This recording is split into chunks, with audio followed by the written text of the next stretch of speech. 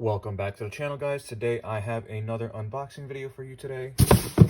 And as we can see here, another package from Crye Precision. So as you guys can see here from this piece of cardboard, this is the stretchy Cummerbund. Now I bought this because on my regular JPC, I noticed that when I was doing a lot of running and movement, the regular Cummerbund would actually kind of make it a little more difficult for me to breathe as my diaphragm was expanding and contracting. So I bought this to replace that. And the other good part about it is that even though it doesn't have MOLLE webbing on the side, it already has mag pouches in with retention in there, which is super cool. Because I do have mag pouches and a smoke grenade pouch on the side.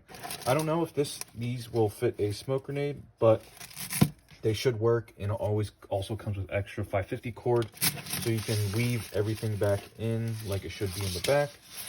But super excited to add this to part of the kit, just one step closer to making it perfect for me and my use.